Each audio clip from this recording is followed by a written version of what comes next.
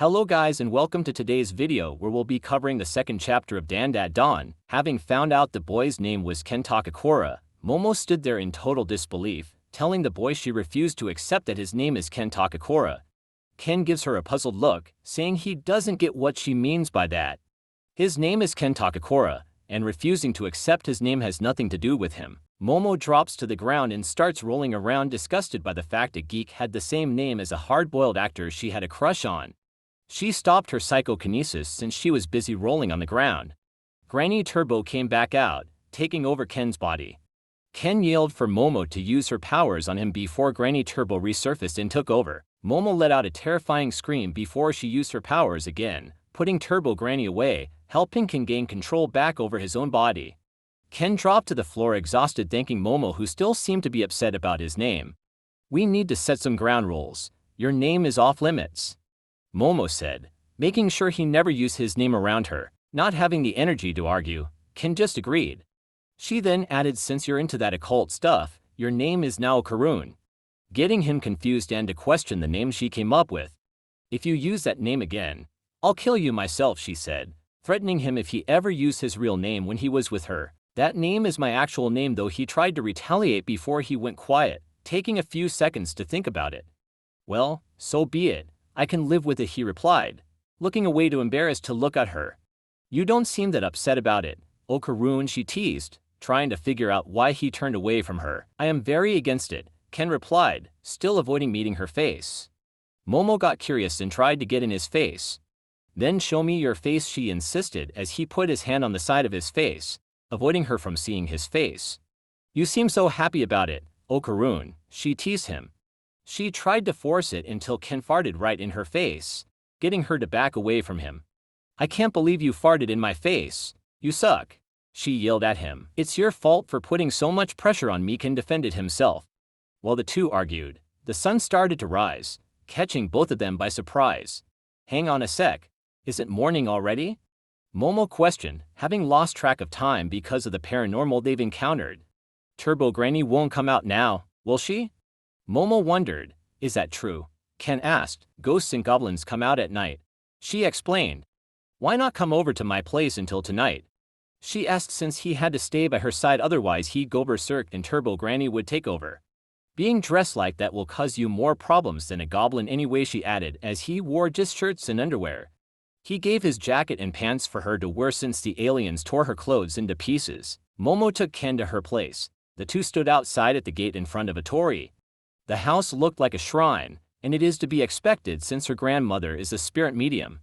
"My grandma is really strict about boys, so be careful," she warned him. "She just about killed my last boyfriend," she added, getting him scared.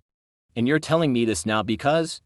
Ken wondered before he proceeded to go past the torii gate. Just as he was about to pass through the gate, his body out of nowhere caught fire, shocking Momo as she watched him scream in pain. "What the hell is happening?" she asked, panicking. Seeing a river next to them, Momo levitated Ken's body and threw him in the river, which put out the fire almost immediately. Her quick thinking saved him from getting burned alive. She made sure he was okay, asking him if he was. Ken gave her a thumbs up, assuring her he wasn't dead. Wondering why that happened, she took a look at a tag that was stuck on the TORI. "I'm so sorry, oh Karun. The gate is protected by a mystical barrier," she explained to him as he swam out of the river. "I thought I was a goner," he cried out, relieved to still be breathing. Momo went to the torii and took the tag off it, thinking it will be safer now that the tag was removed. "Okay, you can come through," she let him know.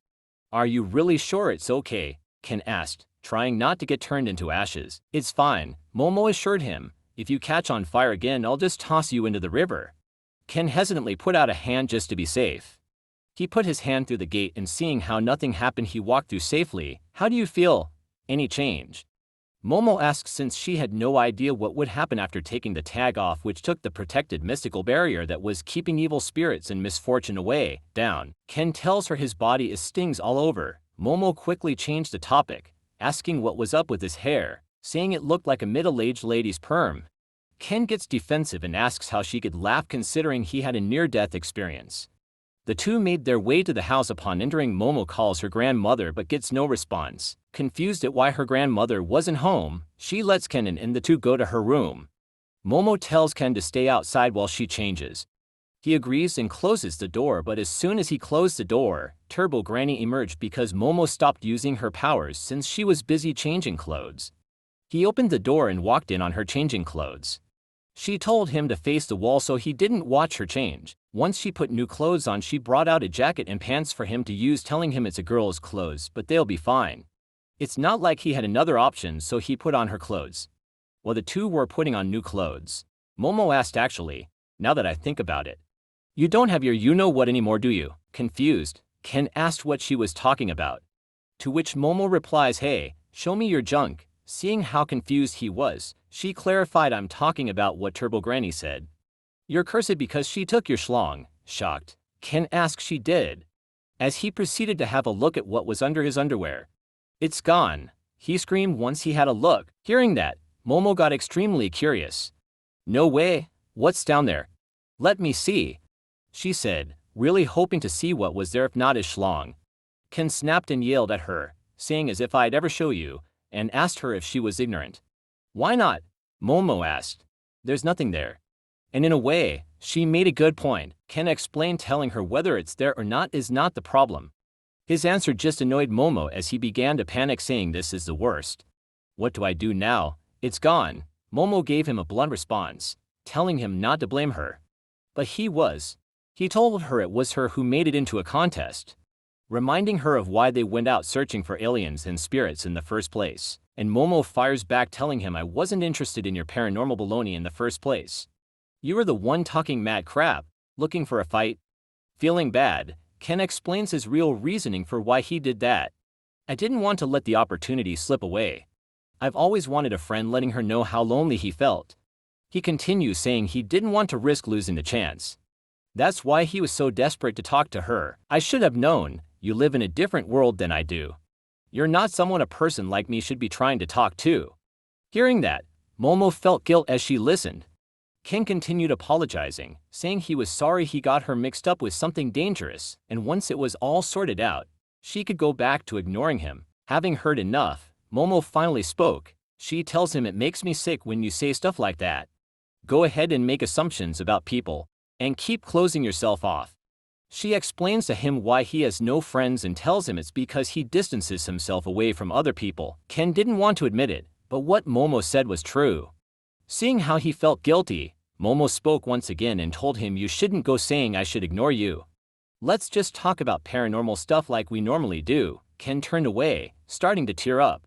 Momo starts poking him, telling him to say something, not knowing he was holding back tears. Ken out of nowhere turned around and yelled at her, calling her a skank.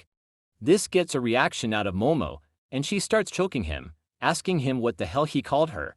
You have no sense of tact, Mizuyasi. You're blunt about people's shortcomings. Momo doesn't deny all he says and just has one question in her head as she continues to choke him. What the heck does tact mean? She asked, enraged. As the two were busy fighting, they heard the front door chime, which forced them to come to a stop and give each other puzzled looks.